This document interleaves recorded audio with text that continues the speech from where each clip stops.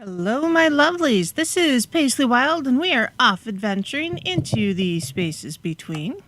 Hello, all. We're being broadcast live tonight, of course, on Truth Frequency Radio, iHeartRadio, TuneIn, and TalkStream Live, and on YouTube. Hi, YouTube. Make sure you hit that thumbs up button, like, subscribe. You know the drill. I hope you know the drill. No matter how you are listening, stop and say hi in one of the chat rooms. Or you can always give me an email at wildepaisley@gmail.com.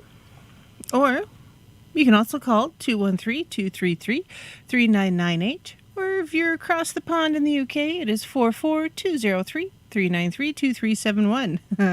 Leo, you're funny. I'm already drinking the coffee. It's a mocha shake. Nom, nom, nom.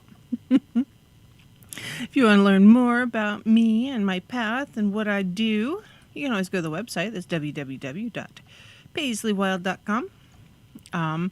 Or, let's see, if you want to just support my radio habit, that is very cool too. You can do that by going to the cash tag, and that is $TheSpacesBetween.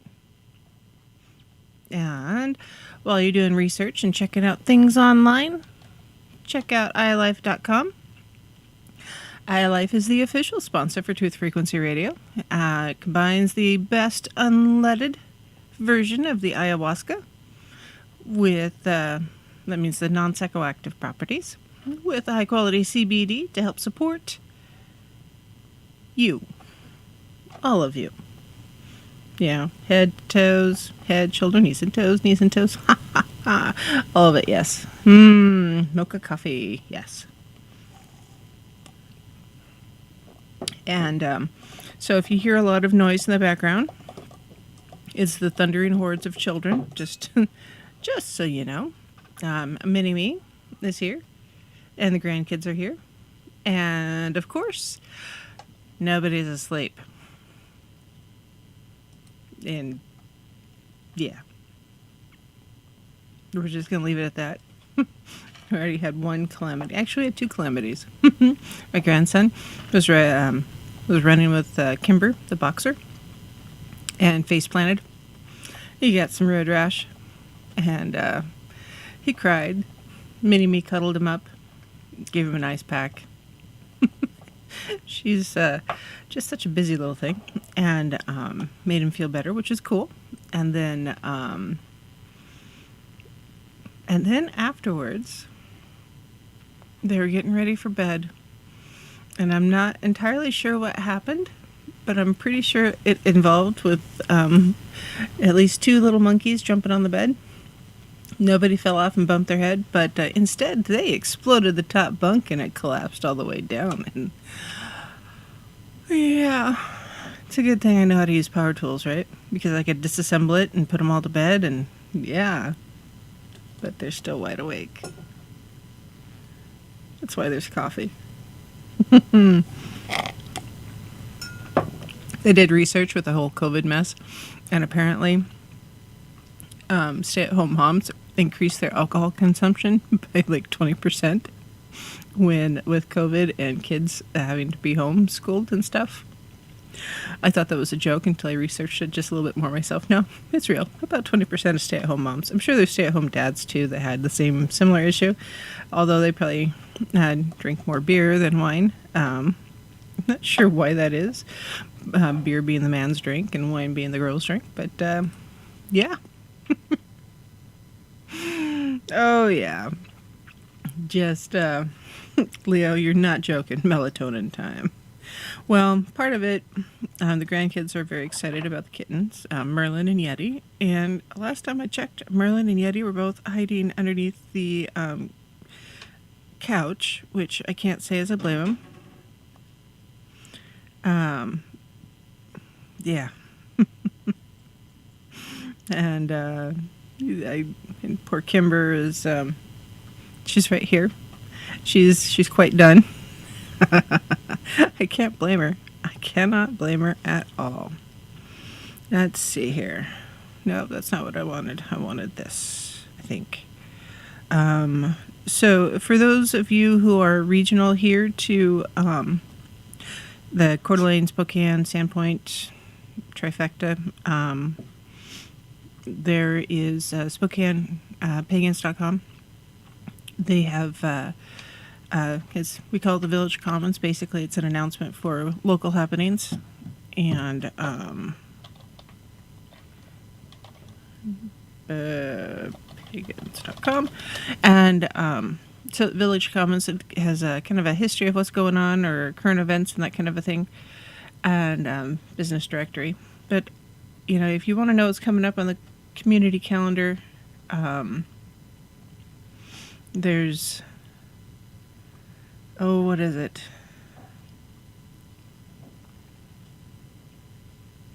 I'm not seeing it yet. There's a couple of different things going on in September just for funness and such. Kind of get-togethers. We're trying to do more get-togethers, for crying out loud. We're tired of this isolation stuff. Just be safe, practice safe peopling.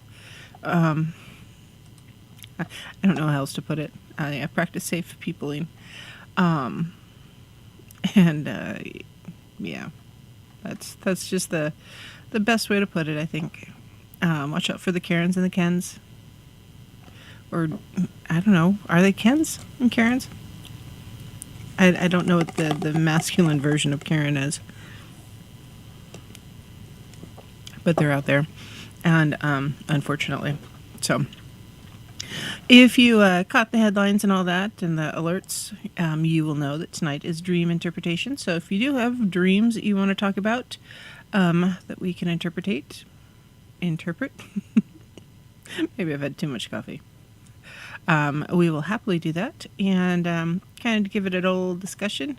And the call-in number for that again is 213-233-3998, or in the UK, 44203-393-2871. You can also leave commentary in the chat rooms, or you can send me the email at wildepaisley@gmail.com.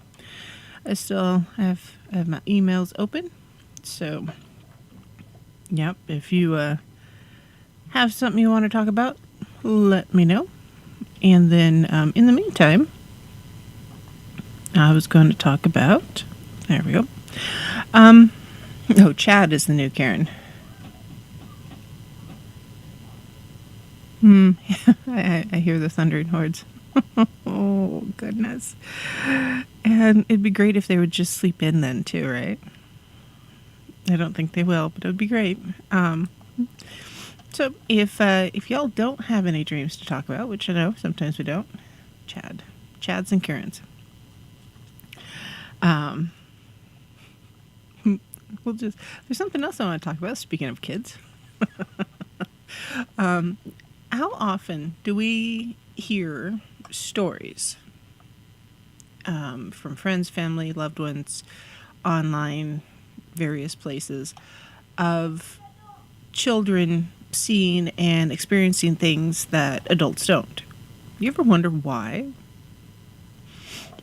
I mean, seriously. And there is a why. There's a few whys. And I'm trying really hard not to yell at children. Blah, blah, blah.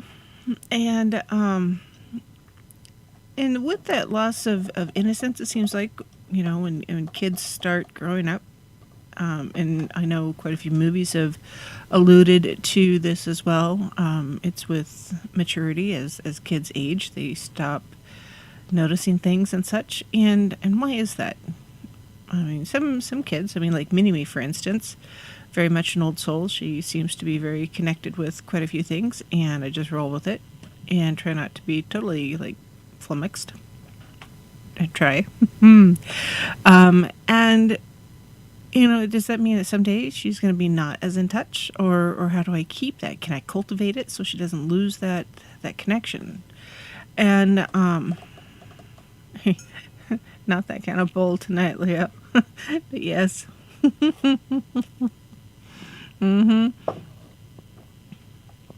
Yes. How do you cultivate those innate gifts that children seem to have? Because there's quite a few tales of children who remember previous lives. There's quite a few stories about that. And there's studies about it all over the place. From a 20-year expert. And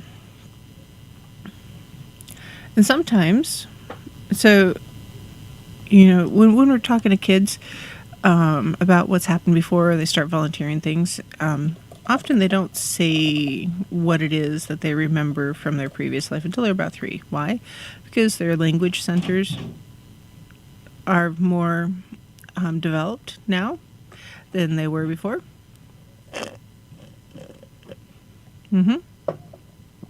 And once they can understand the words and everything and how to speak, then suddenly they can start communicating. Now, when a child starts talking about a previous life, often our first instinct is to say, "Psh, no, that didn't happen." And it's not necessarily because we don't believe them. Some of it is we don't want to believe them because it's going to freak us the F-bombs out. I understand. But part of it is it's really hard to believe that our children, these innocent little people, sort of, could possibly understand what that was. Because sometimes they talk about, or generally, I should say, not sometimes, but generally, they talk about how they died. And who wants to hear their child tell them how they died? Not me. Nope. Nuh-uh. No, I don't want to hear about that kind of thing because that takes the old heartstrings and doesn't just tug on them, it yanks them and sets them on fire. And I go up and smoke and Mama Bear kicks in and I'm ready to damage people. And we don't want to do that, right? But that's how I feel. So, yeah. It's like I've got an article I'm referencing here. About 75% of the kids will talk about how they died in their last life. And of those 75%, about 70% of them are through unnatural means, like murder, suicide, combat, accidents, that kind of thing. Which is horrendous, right? And so statistically then, you can infer that if a child has a past life memory, it's generally associated with trauma of some sort. And they typically won't talk about trauma unless they're feeling relaxed and comfortable and stuff. Maybe after a bath or a long car ride or snuggle times. Kids will say the absolutely most darned things at the craziest of times. And Leo says, yep, our little man has done that to them. Yeah, it freaks you the F-bombs out. It does, because kids, you don't want your kids to be talking about death or trauma. Excuse me. And woof, it's rough. Now, there is, some concern that they're having dreams, like a recurring traumatic dream, in early childhood, and it's hard for them to let go of that past life to move on.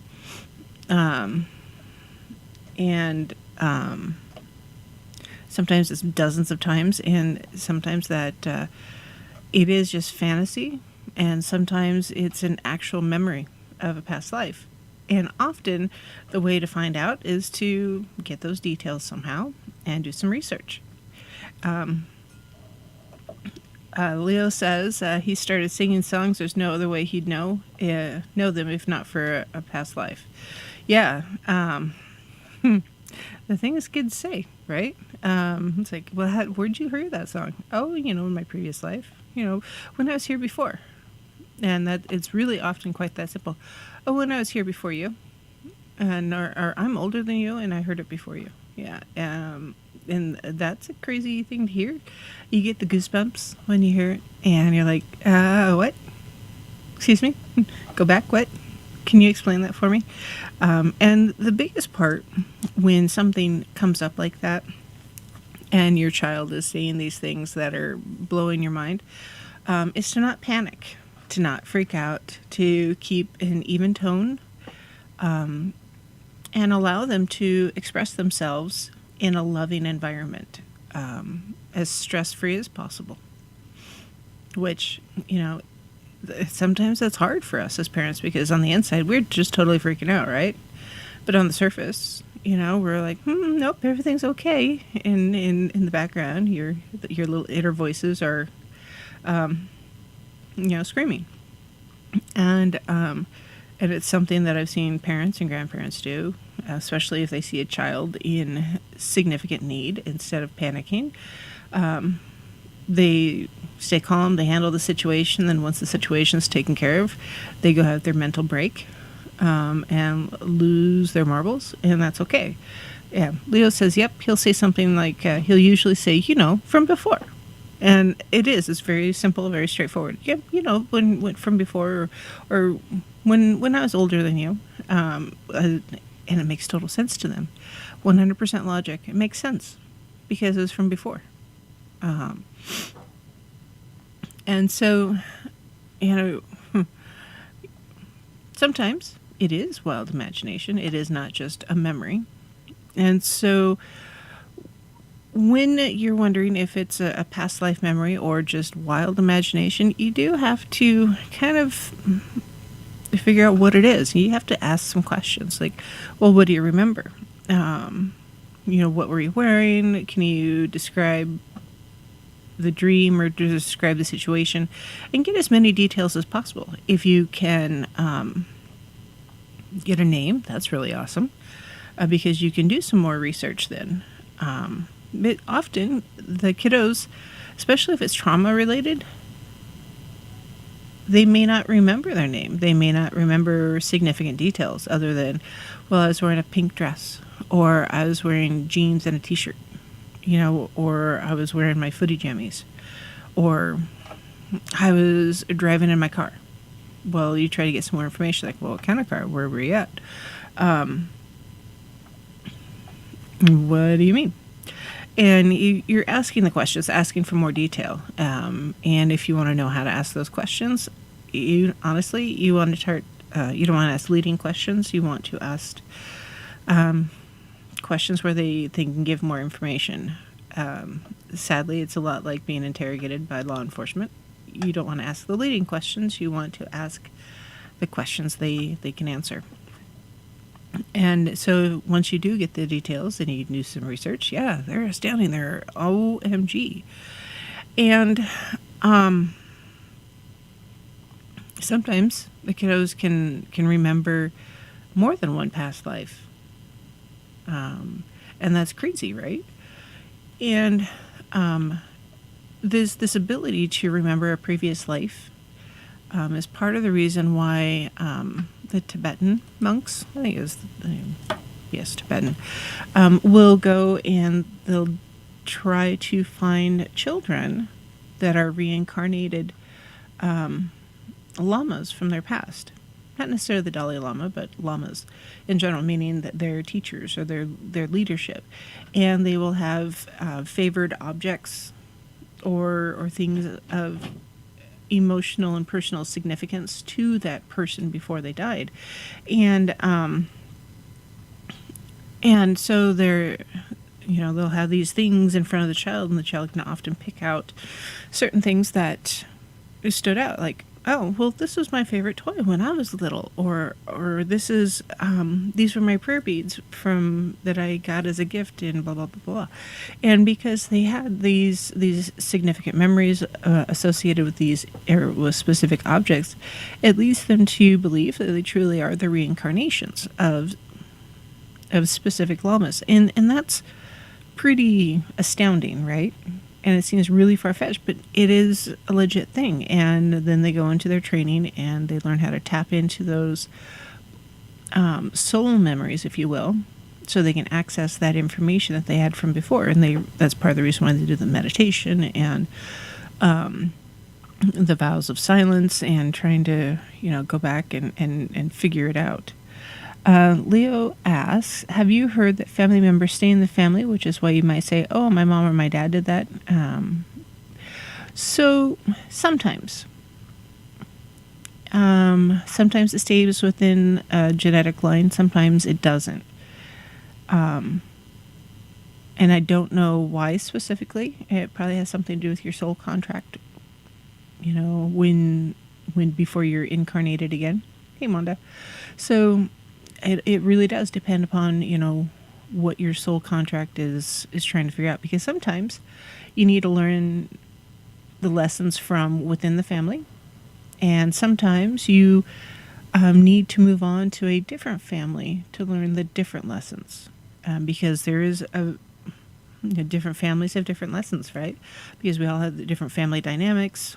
Sometimes it's different religious beliefs. Sometimes it's different upbringings, different locations, like a really, you know, West Coast versus East Coast, you know, Australia versus Canada. I'm just pulling things out, or Russia versus Brazil. And there's all these different things that sometimes our soul needs to experience in a different way. So I think there's sometimes, yes, it stays within the family line because some gifts are passed on by genetic family line, blood to blood. And some things are passed on soul to soul, if that makes sense. It just varies. When it comes to past lives and children, often the memories start being repressed a bit by age 6 or 7. And it's not because they don't remember them, but because there's so much other stimulus taking up real estate within their brains. And there are ways to help them to retain those memories if that's what you want or what you need, or maybe sometimes they need to let that trauma go. Wanda says, sometimes you're there for others to learn from you. Yeah, very, very true. Sometimes you have to go through the crap because others are observing you and they're learning the lessons that you are teaching. It's not necessarily that you need to teach them, or that you need to learn them, rather that you were teaching them. Which is sucky as all get out, yes, because nobody wants to experience that, but sometimes that's just the way of it. Now, if it is a traumatic previous life, or the ending was traumatic, sometimes it'll happen or reoccur in nightmares and such, or night terrors, and it'll crop up again about puberty, or about the time you stop maturing in your mid-20s, mid to late 20s. And that's why there is sometimes angst and depression that your teenagers are going through, or your mid-20s. There's a little bit of a crisis, I suppose, that you have to go through and figure out. And at that time, or those specific times, maybe you need some extra therapy, some past life regression, especially in your 20s, to figure it out so you can let it go. Because sometimes, yeah, Elsa, you gotta let it go. I'm gonna stop there because we're almost at the bottom of the hour. Can you believe that? Sometimes this clock just goes fast. Really, really, really fast. And if I keep talking on to the next, I will totally miss the break, and I don't want to do that. So, and you know, when we do have past lives come up, you know, it's important to not freak out about it when someone's talking to you about a past life, or whether it's traumatic or not, because you don't want them to feel like they're weird for it, or uncomfortable talking about it. You want to keep that line of communication open. So think about that as we go to break. And if you do have a dream you want to talk about, we are doing dream interpretation. And yeah, the number again is 213-233-3998. And we will be right back.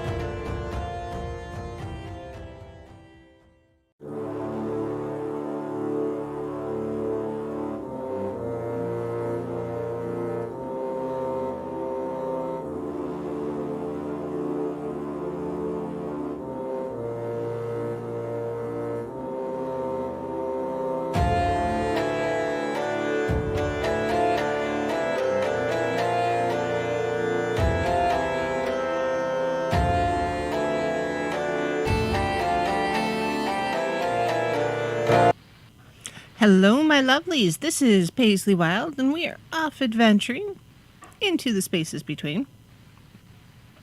Don't mind the cat hair. And,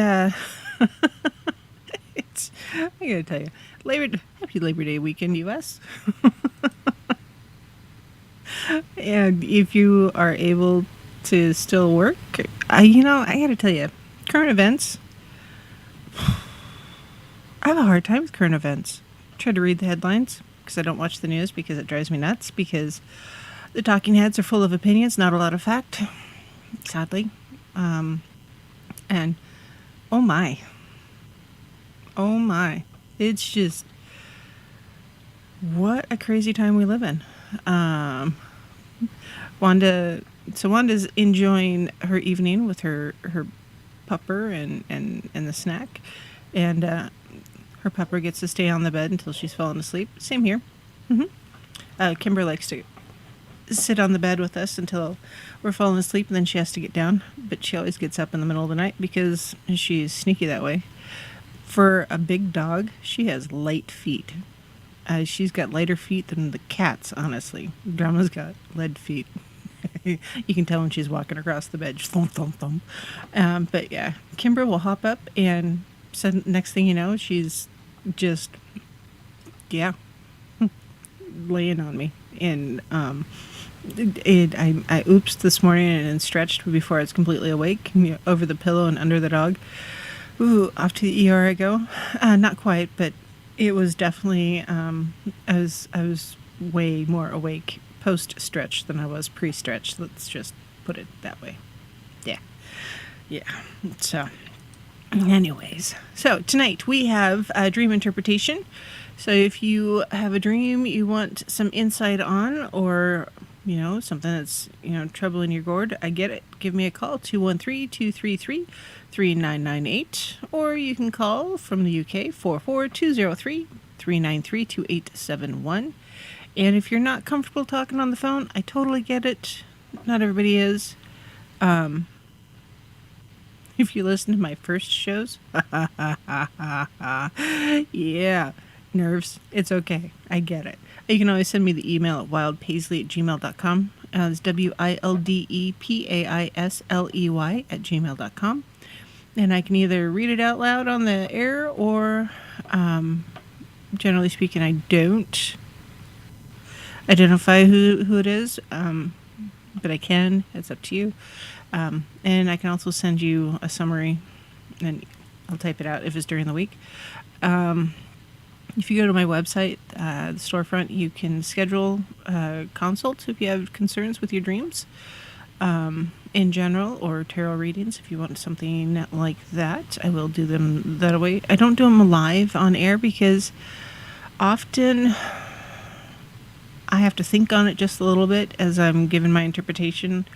If you've had the chance to listen to Deb Varner on Paranormal Portal, she's fantastic. She's been doing this a lot longer than I am, so her insight is fantabulous, and she can do it pretty off the cuff. And I have a little bit of envy there, I will admit it, because I'm a big girl that way. But mostly, yeah, it takes me a little bit to kind of focus in and make sure I've got the message right, and that's just the way I do it. So I'll send summaries and pictures and all that stuff. If you want something like that, there's a small cost involved just because my time has value. But that's just all there is to it. Also on the website, for those of you who go exploring there are spell jars and other merchandise. If there's something you want that you don't see, or something you have an interest in and you don't see, let me know. Every so often I get a wild hair and I create something kind of wild and crazy and put it up there, because why not have fun with it, right? I have a storefront. I can put whatever I want there. So if you have something you want to consign, I totally get it. Let me know. Let me know. And Wanda says, cat hair and dog hair, spread their love. Yes. Generally, I don't get the cat hair because drama sheds downstairs, not in or around me often. The kittens aren't shedding yet, and so yeah, if I have a random cat hair, it's kind of a surprise. It's probably stuck to my water bottle. Goofy cats. Oh, goodness. So, for those of you who are not into dream interpretation, I get it. So, we're talking about past lives and that loss of childlike innocence. And it seems like when we lose our childlike innocence, a lot of times we lose our childlike intuition. The gifts that we were born with seem to be suppressed. And it's frustrating. And I started off with past lives because kids, they often remember past lives, and it drives us nuts, right? It's like, what are you talking about? And often, as an adult, we need to have guidance to figure out our past lives and get in touch with them. And it's something that fascinates me incredibly much. I could spend a lot of time talking to somebody about my past lives and learn more about them because I love that. I want to know more about who I was before, because I think it would explain a lot about who I am now. Because sometimes who I am now is baffling, just straight up baffling. And that's okay, but still baffling. Because today I don't remember a lot of my past lives. I don't have that intuitive knowledge like a lot of children do. And there's not a lot of explanation scientifically that explains why one person will remember their past lives better than another person, other than they have sometimes a deeper connection to their inner self, the soul contract that they have with themselves and with the divine. And so sometimes you might have skills that you don't know where they came from, and that is from a previous life. Or knowledge that may have come from a previous life. I do a lot of things intuitively rather than scripted when it comes to rituals and magic and such. And it's not because I can't do the scripted ones, because I can, and I do. Woods Wizard wrote me a pretty fantastic one to do the weather working with, and I got goosebumps just reading it. A lot of times, if I am given a written or a created ritual to follow along, I have a hard time with it. I can't even read it. So, which to me is interesting. And it's baffling occasionally. It's like, why can't I read this thing? It's like my brain just can't even catch on to the words. So I have to do a lot more intuitively. And I have a feeling a lot of that comes from my past lives. And so being able to go back and look into who I was before has meaning to me, has value to me. It's something I'm working on, but I have some inner barriers myself, some shadow work to do first. Because, yeah.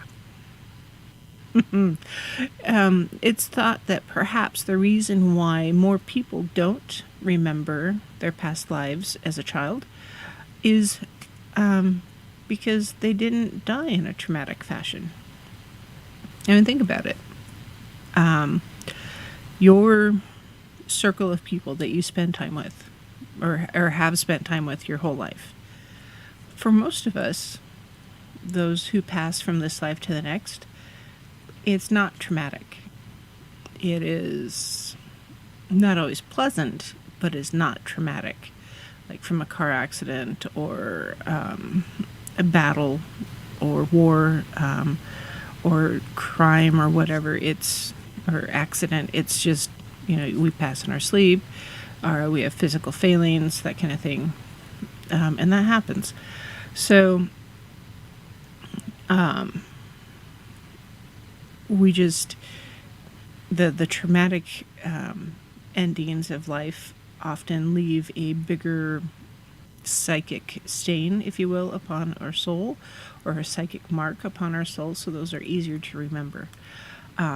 But also remember that we are talking about children, and often children don't develop the skills to understand the images they see in their mind, and they don't always have the words or ways to verbalize them. So, for instance, and I'm just going to use this as a for instance, say your child is born and you have a pretty sedate household.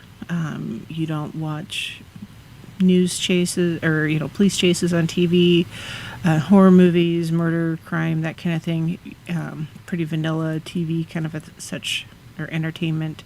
Don't read a lot of stories that are scary, dangerous, and stuff. And so the child might not have the words to explain what happened if it was traumatic, because they're not learning that vocabulary as they are growing and aging. And that happens. Because if you don't have the word to describe what happens or what's going on, how do you communicate the message? My great-grandfather passed due to complications with Alzheimer's. And we knew he was dealing with Alzheimer's by his early 70s. And initially it was a little tongue-in-cheek, and we used a lot of humor to deal with it. The one instance that really stood out is he wanted to have mustard on his cheeseburger. And he couldn't remember the word mustard. He knew it was yellow. He knew it was a condiment. Often went with ketchup. So he called it yellow ketchup.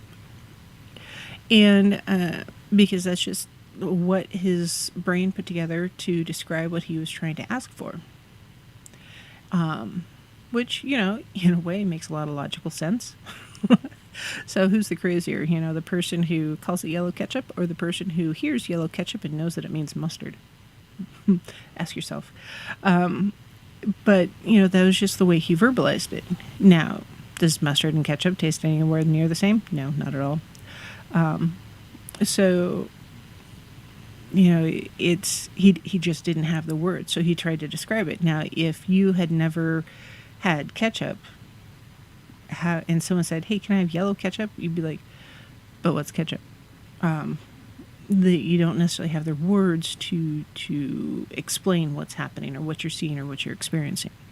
So that's why a lot of children do not communicate previous lives or previous life memories that they have, because they just don't have the words to describe it. They don't have the reference points. They don't have the understanding of what they're trying to describe. That's why when they do or say something, it's like, well, where'd you learn that from? Oh, from when I was here before. Like, what do you mean when you were here before? You were here yesterday.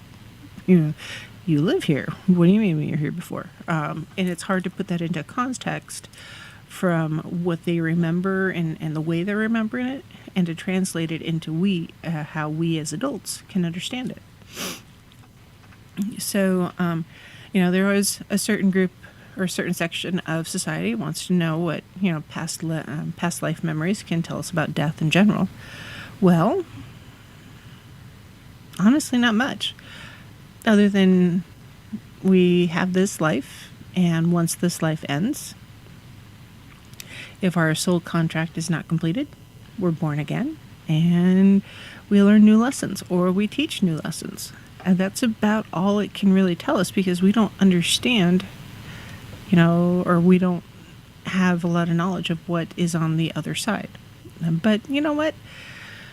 For those of us who don't believe in the Christian afterlife, for instance, it definitely makes me feel better about saying, well, I'm not going to your hell. I believe in an afterlife, yes. Often it's a transitory time from this life to the next life. Or maybe after your soul contract is completed, you go on to that afterlife and you can experience the afterlife then. It's, are you going to someplace in between? Do you feel the passage of time? What's going on? And I think there's a lot out there that we just don't know yet because we're not there. But it makes total sense to us after we're passed on. If you've ever watched the movie Soul, Soul, it's about a gentleman who finally gets his big break to be part of a jazz ensemble, and he isn't paying attention and he dies, and his soul he's headed towards the bright light, and he's like, no, wait, I'm not done. I got my big break. And it's a story of how he gets back to his body and has his big break, right? Well, it's an interesting interpretation of the afterlife or the before life, because there's both. I just thought it was really interesting. So yeah, if you have a chance to watch it, you should, just because it's a really interesting take. Yes, very much an interesting take. Let's see. So the other bit upstairs on the table on my side, it bit her and woke her up. Kimber, being the feisty boxer that she is, likes to go and explore things and protect the yard from the wildlife, because apparently deer are ultimately the scariest thing ever, and she has to chase them off the yard. Somebody saw and got upset, so she has to wear the naughty dog necklace now when she goes outside, or else she wants to go exploring too far. I don't mind her exploring, but she doesn't need to play games or tag with the deer. Or Bigfoot. She's done that too, I think. Sometimes she'll just go in the backyard and bark, bark, bark. It's like, what are you barking at? There's nothing there. And she's like, and you can tell by her barks, yes, there is. And it freaks me out. Only a little bit. So, when children stop talking about their past lives, about 6-7 years old, because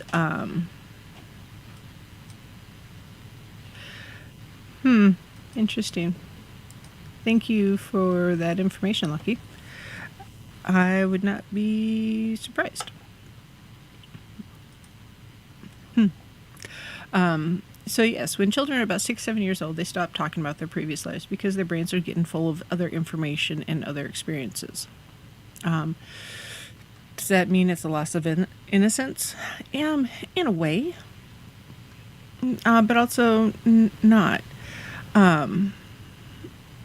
Often, if we just allow our kiddos to be, they experience life and they develop their current memories in such a way that they're meaningful to them. Meaning, they're able to develop their creativity, their imagination, their sense of adventure, etc., at their own speed. And I think those kiddos that have that opportunity will retain past life memories longer than those that are forced to conform to a certain assumption for their own individual benchmarks. So Mini-Me is 7 years old. She weighs 54 pounds. And she is 4 feet, 1.5 inches tall. She wears a size 2 adult women's shoes. Size 8 to 10 clothing. She is I don't normally think she's that tall because she's just her, right? Well, until you put her next to kids her own age. And then you're like, wow, you're, Well, when I stop and think about it, her brothers are 6 foot and 5'10". I'm 5'9". Well, I used to be 5'9". I've shrunk a skosh.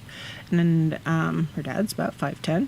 So, I fully expect her to be kind of tall. I think it's quite possible she'll be taller than 6 foot. We'll see how that goes, because if she was a puppy, I'd say by the size of her feet, she's going to be big. But she's not a puppy. She's a kid. So, we're just allowing her to grow at her own rate. And as she's growing and maturing and trying to figure things out, we're trying to encourage her to be who she is.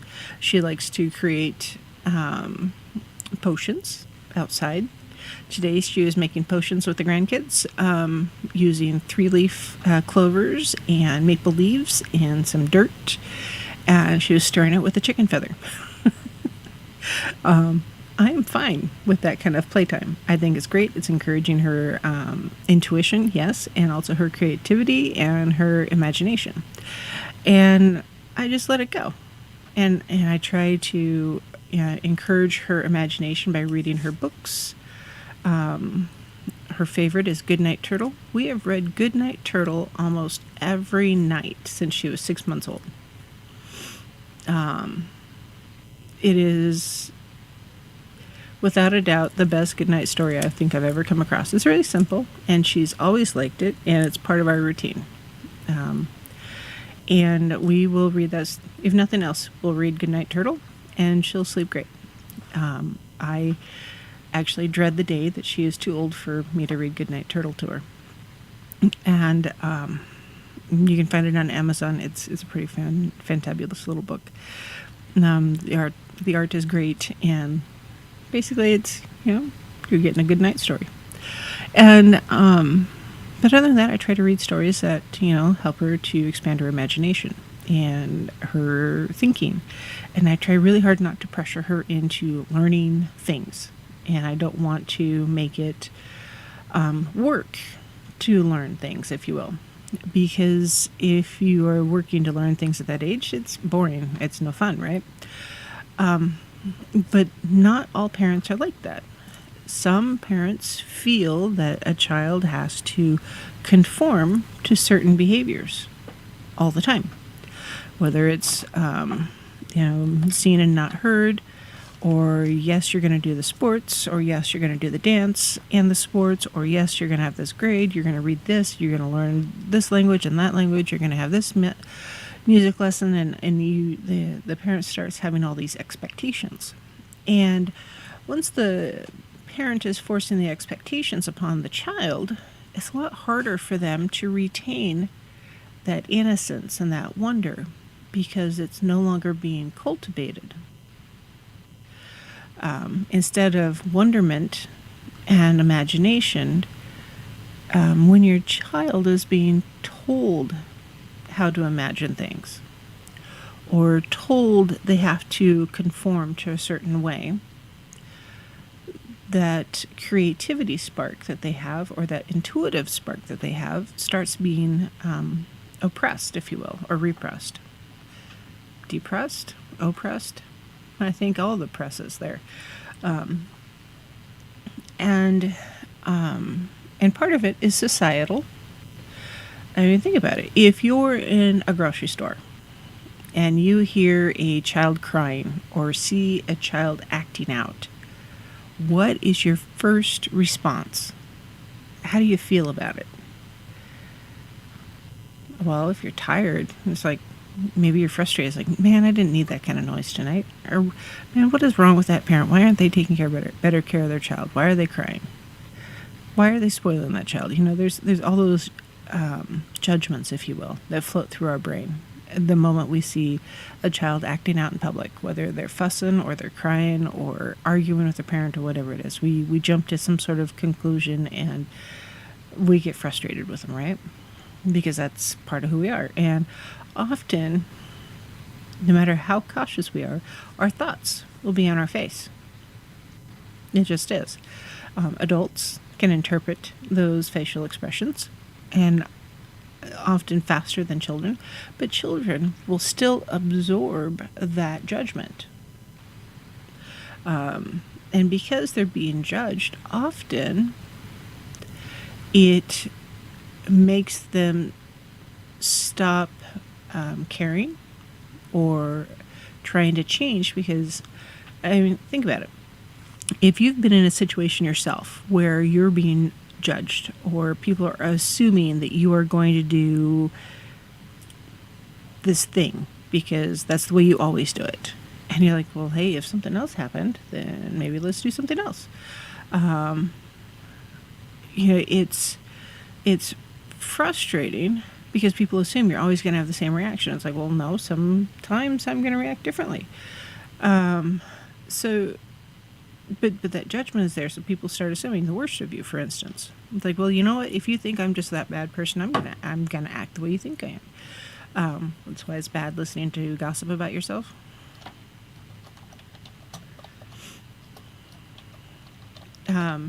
So if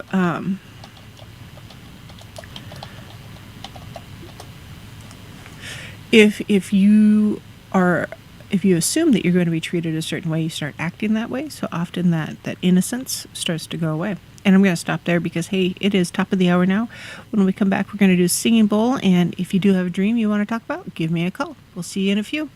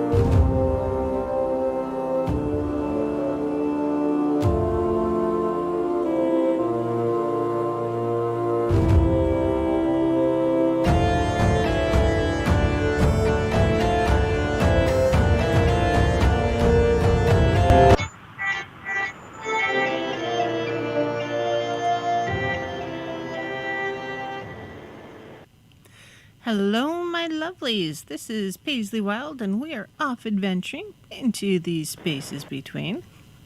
How are you guys today on this lovely day that ends in Y? Sometimes it's a really good day, and other times it's like, I need a nap.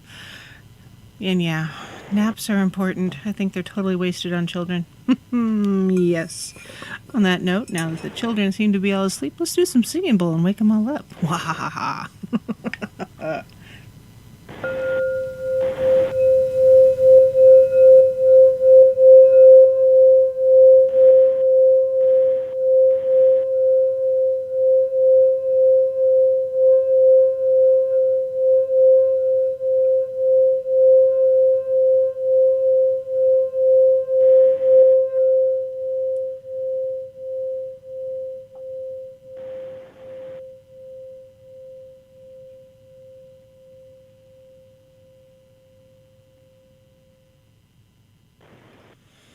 On this Labor Day weekend here in the U.S., thoughts and prayers for those who are stuck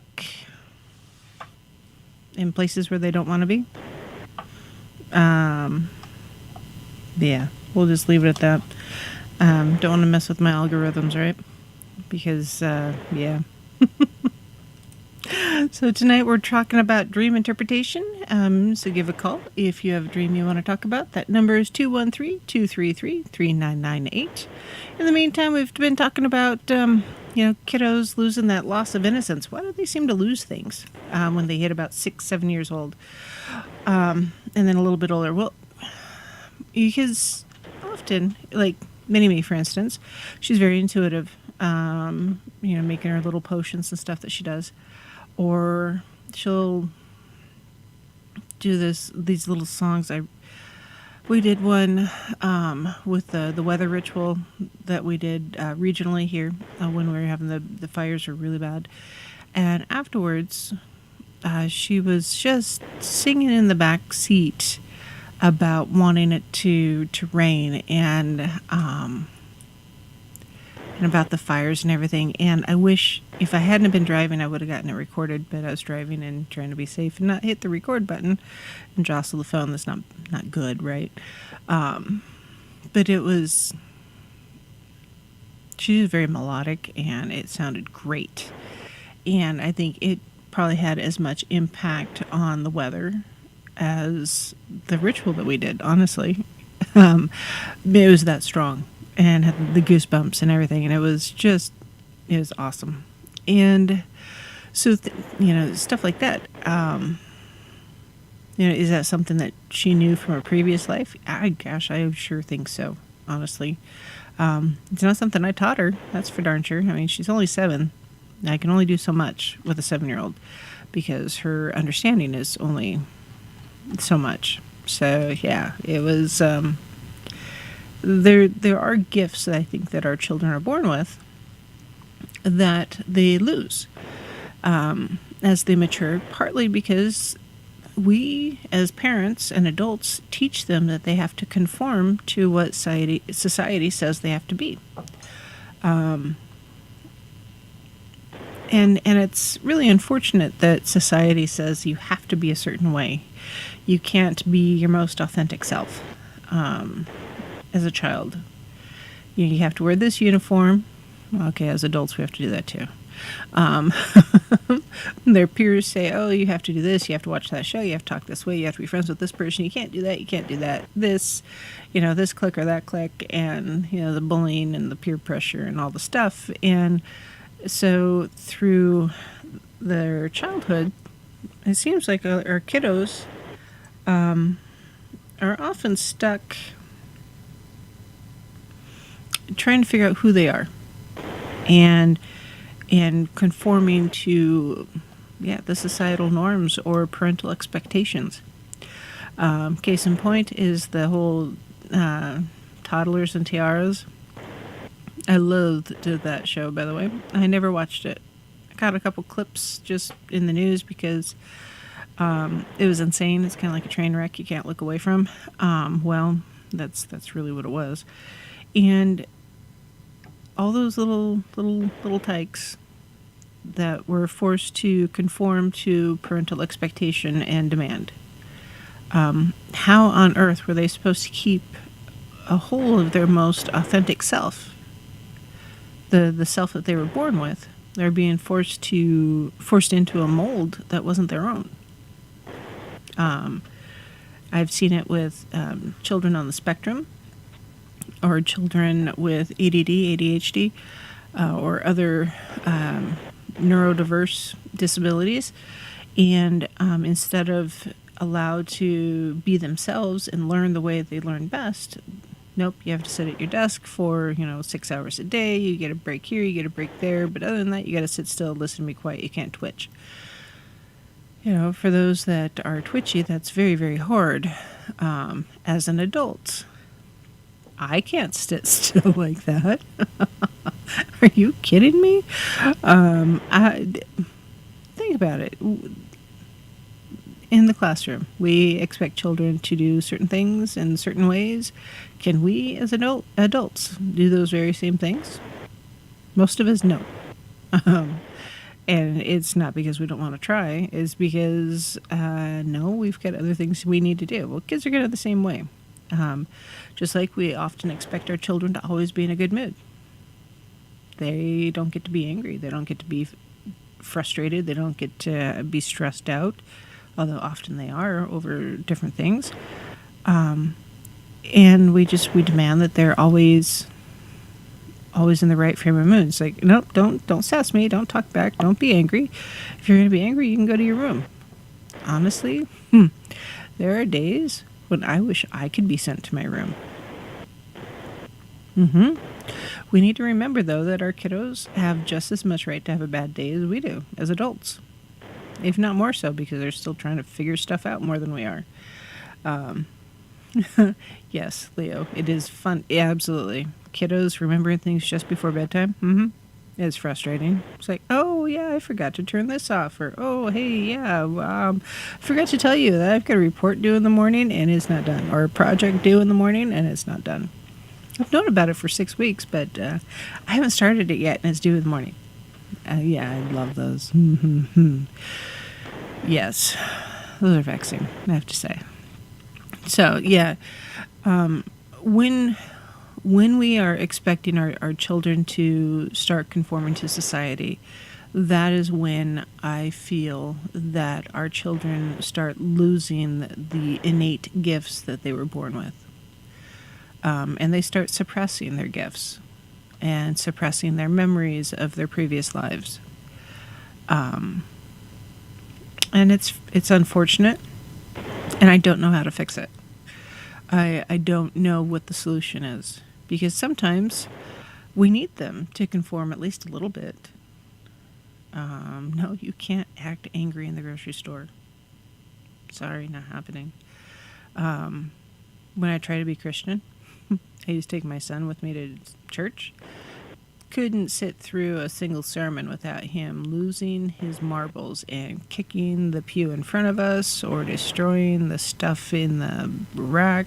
Not necessarily the hymnals, but the cards and everything. And he just couldn't be still for that entire duration. Now, he's one of those twitchy kids, so I get it. But the way the congregation would treat us was quite vexing and frustrating. And I have to tell you, it made it really, really, really hard for me to try to be a Christian very, very much. Because, yeah, there was that the assumption that I was a bad parent because he was acting out, because he wasn't conforming to the way they felt children should behave. Well, it was just the way he behaved, because he's just one of those twitchy kids.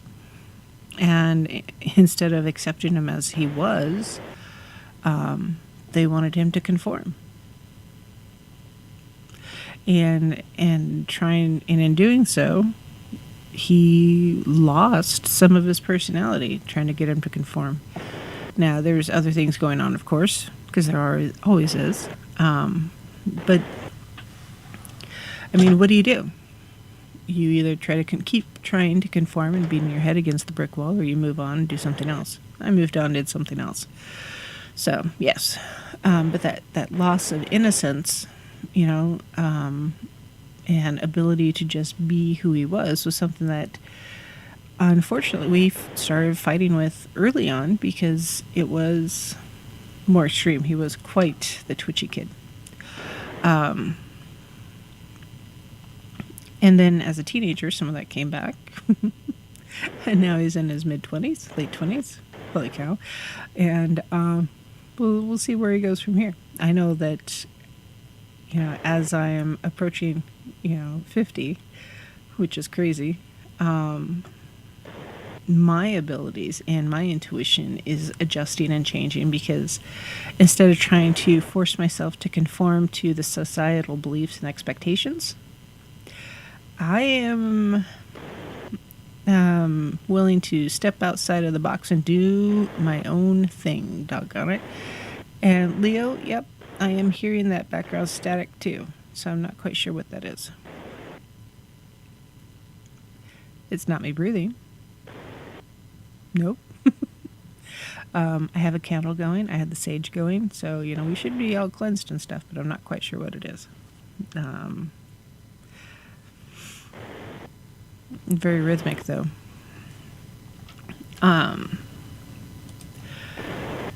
So, when it comes to that innocence that we have or see with children, instead of trying to help them conform, maybe we should be putting aside our own assumptions and trying to see the world from their point of view and trying to experience it from their point of view. I try to do that with Mini-Me because she is such an open-minded, warm-hearted little individual. It's pretty amazing where her brain goes, I have to tell you. And she remembers things and wants to explore things in a certain way. And it's it's fascinating to be able to see the world from her point of view. And I think we need to do that more, is take a step back from being an adult and find that inner child that we've been suppressing most of our lives, and figure out what that inner child really needs to grow and mature and understand the world around us a bit more. I think that's part of the reason why adult coloring books are so flippin' popular nowadays. Well, partly they're extraordinarily soothing. Talk about some ASMR. Just watch some coloring for a little bit, and it's very, very soothing. But being able to do some of those hands-on crafts and such is fascinating, and being able to touch and get into stuff allows our brains to develop again in a different way, create new neural pathways, sometimes bridging gaps that we didn't know we even had. And so when it comes to trying to figure out what our inner child needs, we need to stop and look back. What did we find the most interesting between ages 5 and 10? Really, truly, what appealed to you the most? I wanted to be a jockey and race horses, mostly because I read a lot of the Black Beauty type books about that time, and that's really, really what I wanted to do. Unfortunately, most jockeys are right around 4 feet tall, and I'm a lot closer to 6 feet than I am to 4 feet. It was not going to be a career that I needed to have. Now I have trained horses, and I love horseback riding. Not so much in recent years because of my structural issues. But yeah, it happens. Yeah, it happens.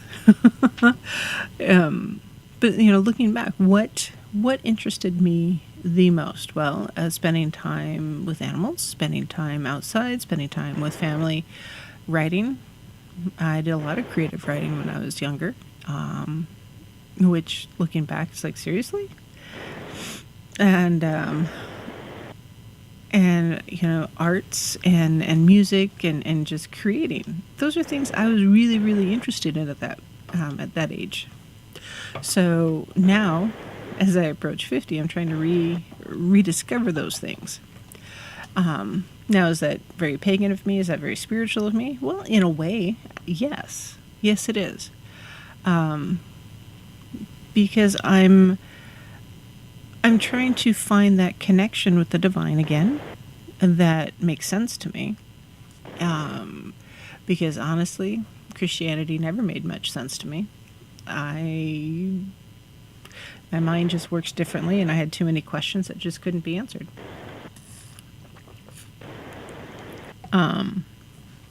They just couldn't be. And so I remember, as a child, I talked to the trees. I had an apple tree right outside my bedroom window. I'd climb out my window and sit in the apple tree, eat the apples, read a book, that kind of thing. I've always climbed trees and sat in the top to read a book. Always. I always felt safest out in the wilds. Always.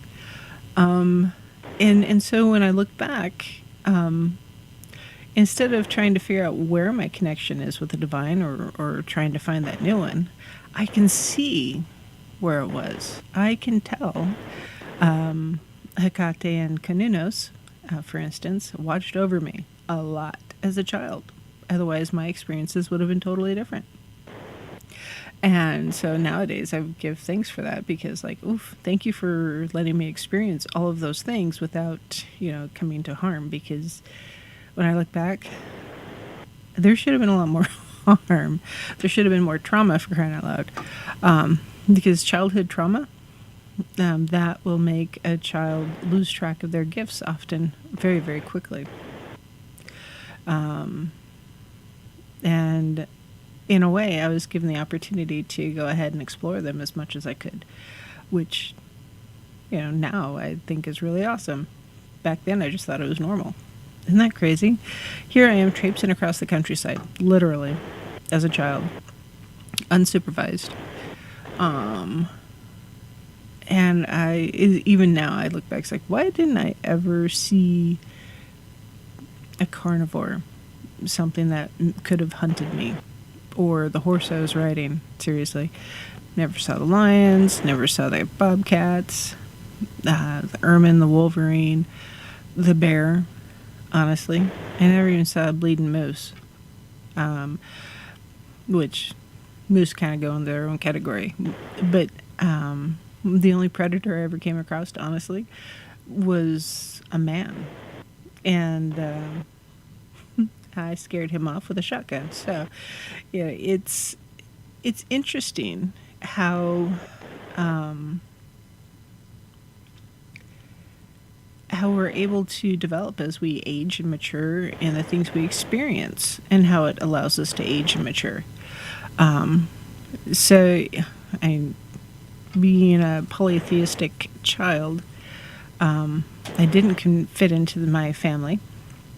And I always felt like I was the black sheep, and I stuck out, and I didn't really connect with my family. I was the oldest grandchild. The next oldest grandchild was 4 years younger than me. And honestly, I was almost closer in age and maturity level to my aunts and uncles.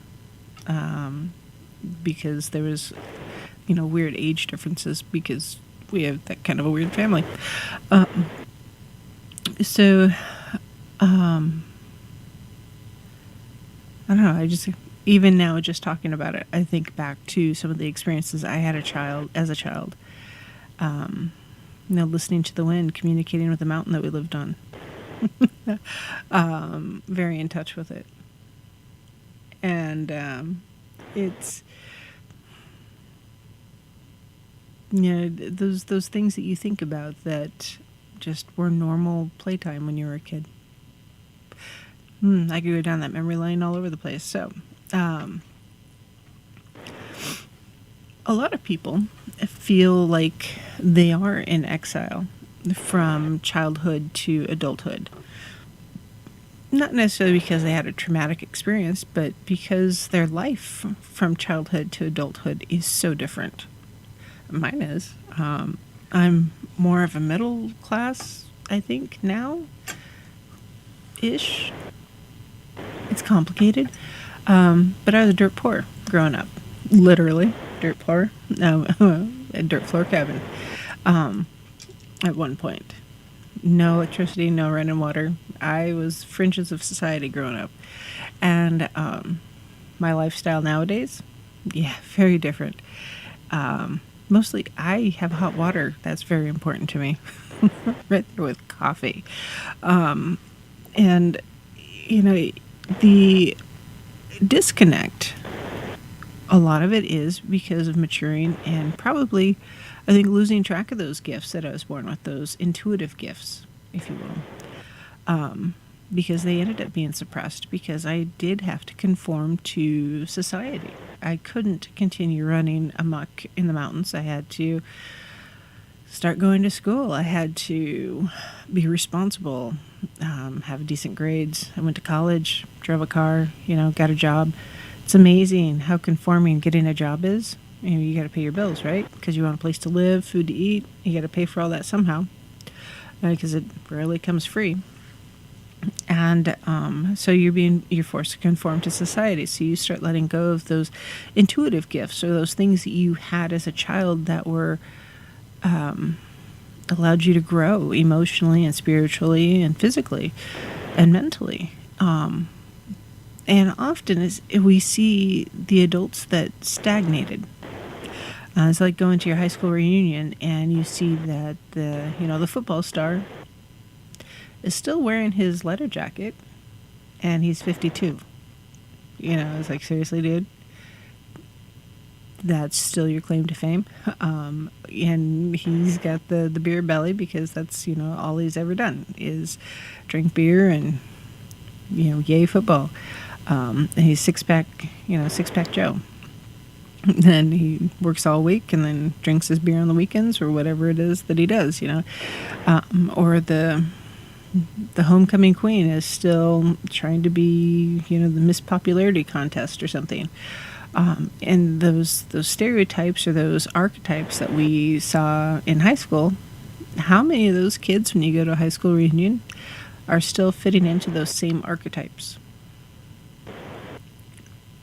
I mean, think about it. Really, truly stop and think about it. Are the geeks still the geeks, or are they the rich kids now? Band geeks, what are they doing differently? Some of them went on to be teachers, some of them went on to do other things. Some people grew up in a blue-collar household and became white-collar employees, and some people grew up in a white-collar household and became blue-collar employees. There's so many things and so many archetypes we encounter, especially in our teens, that people get locked into. They can't seem to grow out of it or get out of it because they've locked down their intuition and their ability to grow. They stopped being a child. They stopped learning. They stopped evolving into who they're supposed to be. And unfortunately, those same people, those end up being the non-NPCs, the non-player characters, if you will. Leo says, some joined the army. Yeah, some joined the army, some the Marines, some became cops. And they're all those different experiences, they're quite varied. And some of them, they grew beyond who they were in high school, and some of them never left. And you know who you are, or you know who they are, the Karens and the Chads. The president of the class is probably the HOA president nowadays, right? Or the president of the bank, maybe. But that inability to get beyond that archetype, I think, is truly due to a loss of intuition and ability to learn like a child. So, we're at the bottom of the hour, our last break for the night. When we come back, we'll continue talking about that loss of childlike innocence. And if you do have a dream you want to talk about, give me a call. So we will see you shortly.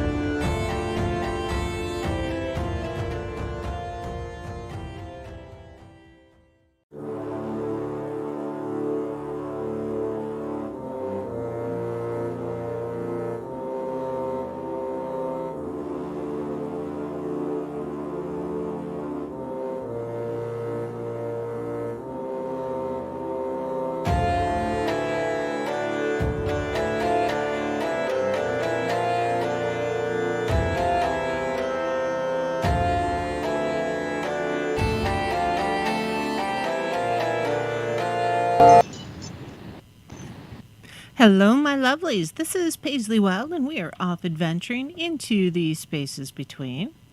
So we're talking about that loss of childlike innocence tonight, because it happens, right? When we're children, often we believe in the Tooth Fairy and Santa Claus, the Easter Bunny,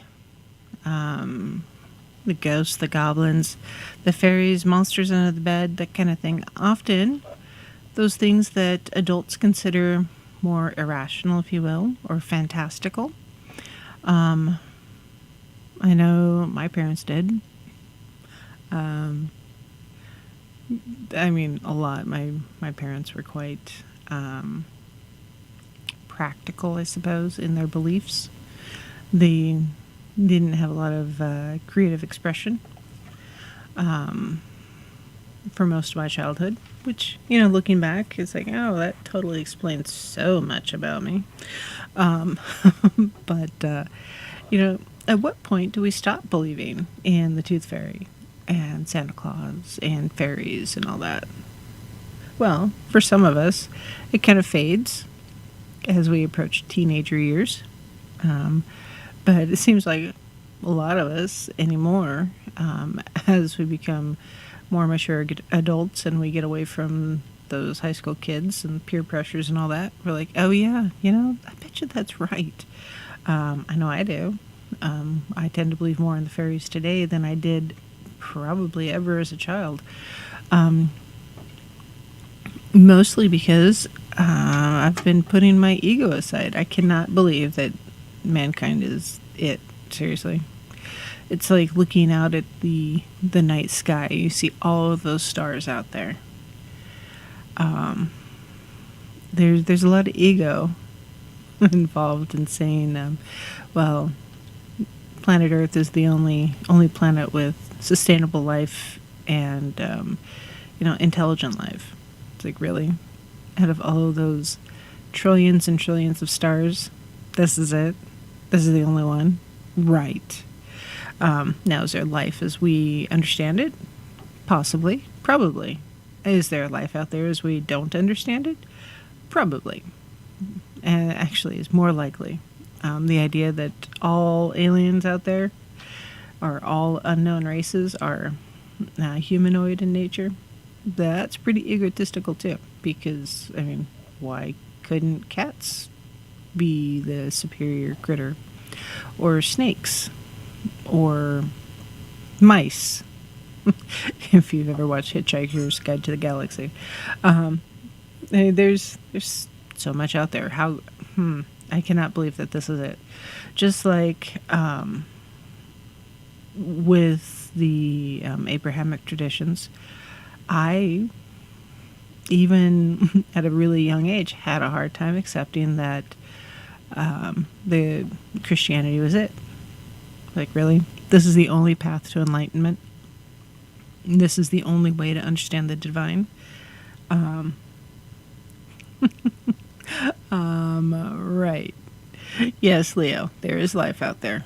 I fully 100% believe that there is alien life, or life that we may or may not understand, beyond this solar system. This cannot be it. If, by looking at the news today, I totally understand why we haven't had anybody knocking on our door. Because we're crazy effers. That's all there is to it. Crazy mofos. I wouldn't be... They're probably looking at us and wondering, really? This is it? This is the most intelligent life form on planet Earth? And this is it? What happened with the squids? So, yeah, no, I really, really think that there are other things out there. This is not it. Not by any stretch of the imagination. It's not even a stretch for me to believe that there's other life out there. Fully 100% believe it.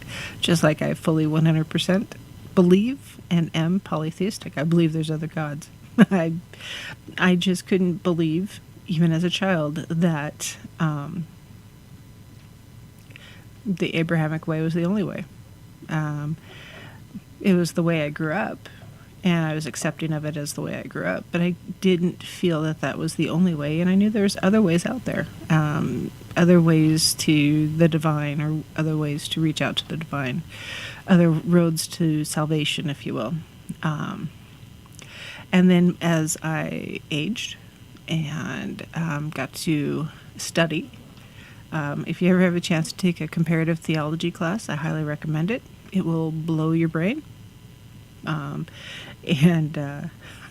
there's a lot out there that the average person doesn't really understand. Leo, you're probably right.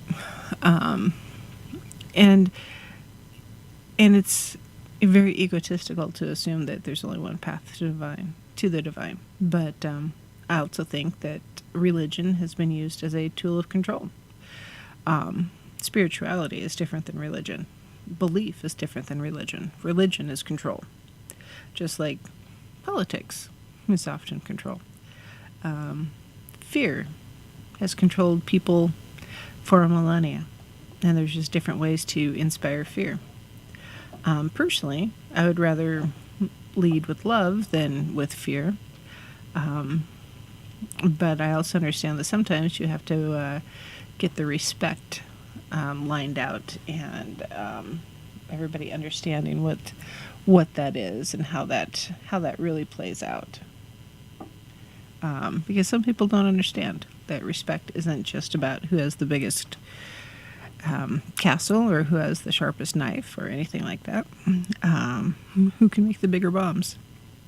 Honestly, anybody with a basic understanding of chemistry can make a pretty fair bomb.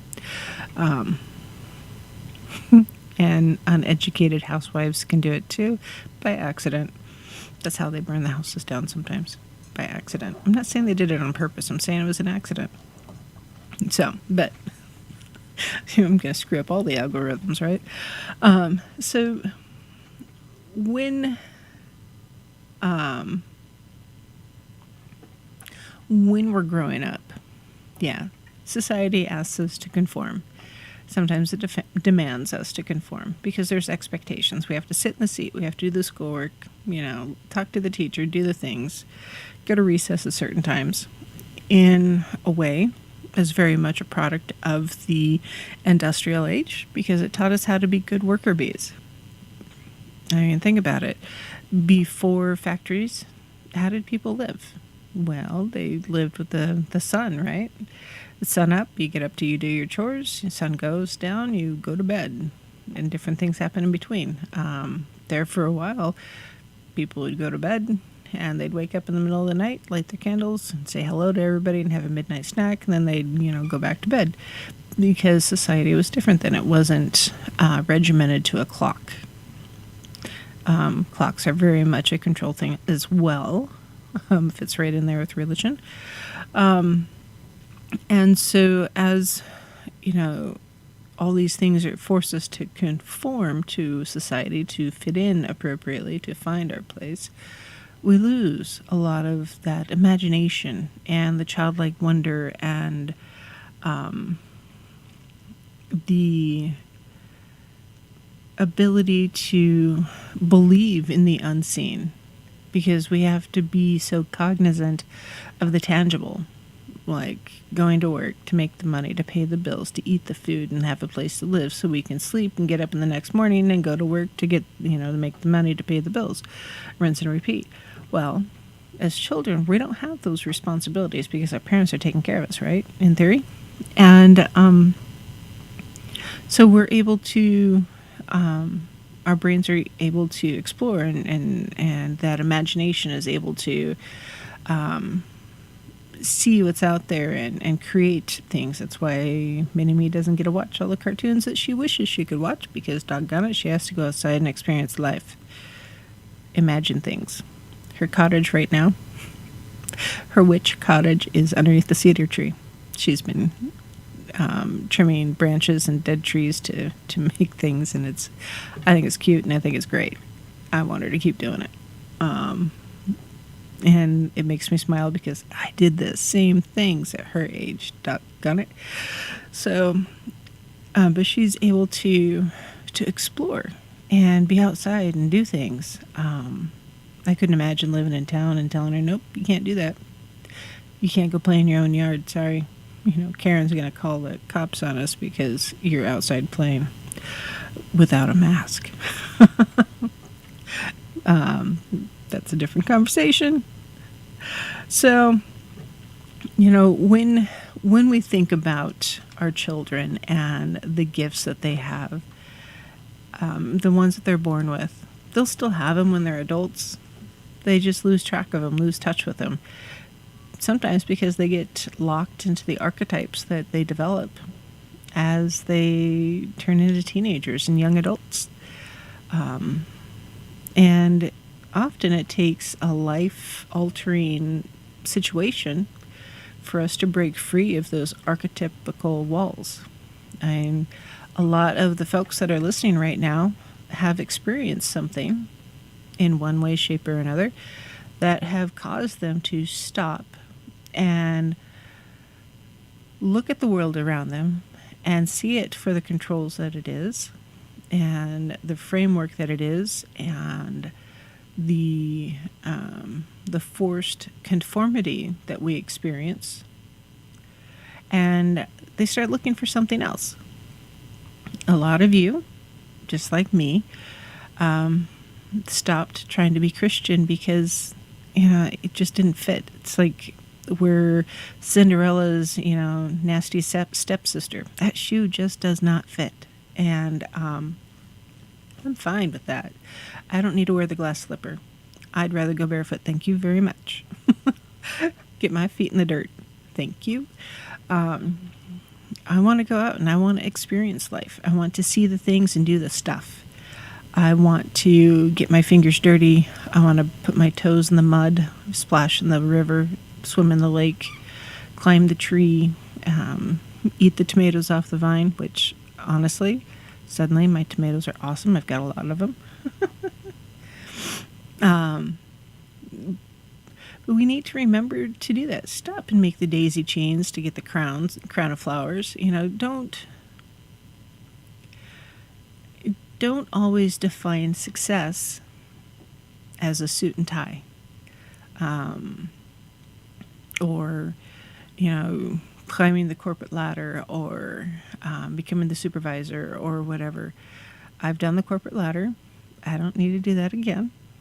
I learned some things about myself there. I had an employee. He'd retired from 2 careers. Youngest old fart I had ever met. His name was Larry. Larry's a good guy. And very conservative, very firm in his beliefs. And absolutely the youngest old fart I've ever encountered. And we lost Larry first part of August. They say it was due to COVID. Now, granted, Larry was 80. So I would say that Larry would say it was not COVID. Just because, I remember him. But he taught me something that I have really taken to heart in this last couple of years. Because I had the opportunity to promote. And he was a logical choice because he had been a supervisor before. He'd been a captain of a firehouse, and he was a smart guy. And he knew our product well, and he would have made a good supervisor. But, and I asked him, I was like, hey, is this something you're interested in doing? And he said, nope. He goes, I have done this already twice. I have climbed the ladder. I've been the boss, and I just don't want to be the boss anymore. I don't want that responsibility. I just want to do my job and go home at the end of the day. I don't want to. And so as my health has changed and I've been doing more stuff with TFR and Lucky and my show and writing my book and had to homeschool the kid, and we'll see what happens in this next year. I'm feeling homeschooling is going to come back. Just a hunch. Yeah. That lesson that he taught me is sometimes success is not being the boss. Sometimes success is learning how to be just you. And he was an ornery old fart. Like I said, the youngest old fart I'd ever met. And he passed, I believe it was August 4th. And everybody needs an Uncle Larry in their life like that. But yeah, it was a good lesson, and probably one of the most valuable lessons I ever learned going to work. as an employee, is how not to be the boss. And you know what? Nowadays, I don't need to be the boss. I don't need to take that path anymore. I've been there, done that, got the t-shirt, burned the t-shirt, got another t-shirt. And now the cat's sleeping on the t-shirt. So, you know what? Sometimes we have to figure out what success really means. And it's not always climbing the corporate ladder. It's not always being the boss. It's not always going to college. Sometimes success, true success, is rediscovering that childlike innocence. You know, don't be childish. Learn like a child. See the adventure in everyday life. Find the old stories about the new things, or the new stories about the old things. Today, I am walking in the footsteps of my ancestors, and I'm dancing to their drums. And you know what? I am thoroughly enjoying it. I don't want to try to conform to society anymore. I am looking for the fairies again, and I'm making the mud pies, and I'm trying to find that innocence again that I had as a child, and balance that out with the responsibilities of an adult. Justin says, my dad told me that going into management was like a monkey climbing a pole. As the monkey climbs, everyone cheers, but pretty soon all you see is an asshole. That's funny. Yes, there is that too. I hope I wasn't that kind of boss, but yes, there is that. I've seen them. I learned a lot about how not to be a boss watching some of those monkeys. But, I'm not trying to find the ignorance of youth.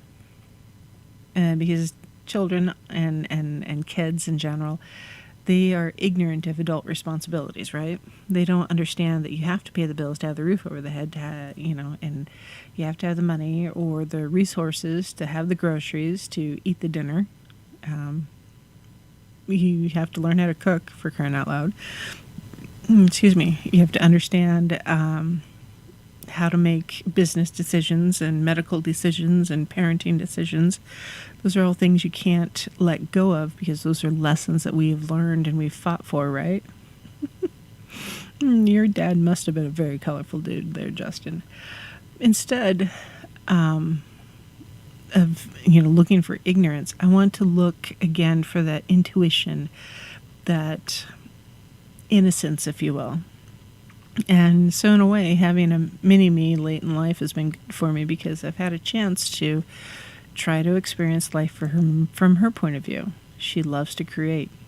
And if I want to keep up with her, I have to create too. Otherwise, she'll just totally... She's already flummoxing, for crying out loud, because she's just awesome.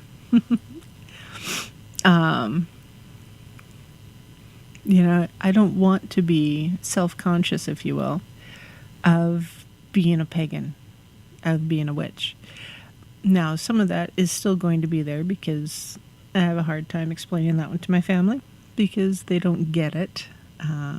They're so busy conforming that they don't understand the freedom in not conforming. And I think that's what I'm trying to do more than anything, is not conform. I'm trying to find my own path. And so my listeners here, I got to tell you, I hope you are looking for your own path. There's more than one path to enlightenment. Sometimes it's a winding road, sometimes it's not. Generally speaking, it's a winding road, just so you know. There is more to discover and more to learn from a child's point of view about our world, about the deities that our ancestors new. I think they're coming again 100%. I'm not sure what that's going to look like, but I think they're coming back.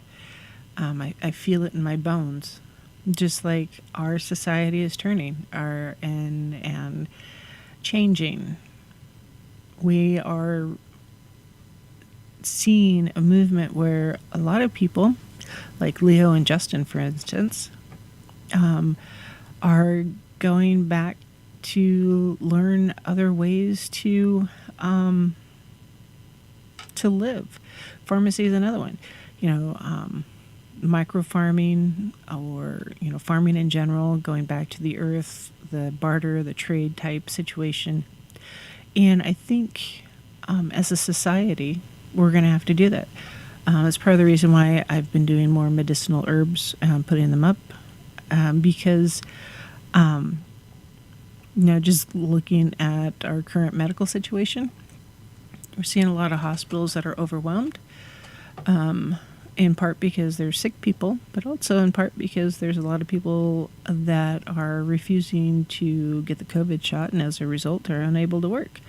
And it's just that it's snowballing right now, and it makes me wonder what our healthcare is going to look like 18 months from now. If you had asked me in 2018 if we would be here where we are today, I would have said there's no chance in hell that we would be dealing with the stuff that we're dealing with. So what's going to happen in the next 18 months? The gods only know. That is all there is to it. So for those of you who can, I strongly recommend you stock up on your herbal apothecary. There's quite a few books out there that you can buy, and I recommend a physical copy, not an electronic one, for local plant life that is medicinal. I strongly recommend some oak and some willow. Just saying, oak is good for you. And it's a lot better for you than you think it is. It's the one you should be drinking oak tea if you have the cold. Just saying. It might not taste very good, but it's good for you. Chase it with some Eye Life. Trust me, you'll thank me later. And as our society is evolving and changing, we're seeing it in the news every day.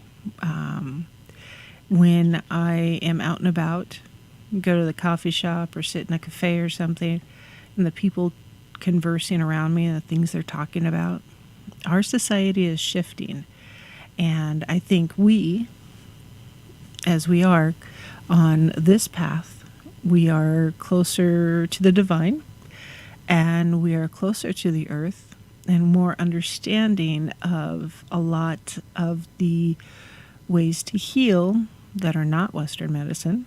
And I think we need to be prepared. So make sure your apothecary is, stocked up. Make sure you've got your seeds and your plan for making sure you've got food to eat down the road, because those grocery store shelves are oddly bare of random things that I would not have thought that there would be empty of, honestly. Justin says, yeah, fake book says we're extremists and should be reported. Apparently canning is alarming over prepping. And back to earth is our way. Yes. You know what? Once upon a time, victory gardens were patriotic. Nowadays, they're an act of insurrection. I'm not quite sure how that happened. I'm sure history will tell us many things when somebody writes about this in the next couple of years. So, yeah, interesting world that we live in. Interesting times. And we're going to learn some things about ourselves and about our neighbors. And I want to thank y'all for joining me here, because it's pretty interesting. Pretty interesting. So, that's it for this weekend, this Labor Day weekend. I hope you all are safe. Take care of yourselves. Drink plenty of water, and don't get too wild and crazy. If you can vacation off the grid, try it. Other than that, we'll see you guys next weekend, Friday and Saturday night, 9 p.m. Pacific time. And yeah, we'll see what's happening. So I hope you guys have a fantastic weekend. Thanks for joining me here on The Spaces Between. This is Paisley Wild. Merry meet and merry part and merry meet again. Don't forget to hit the like and send me the email at wildepaisley@gmail.com. Have a good time.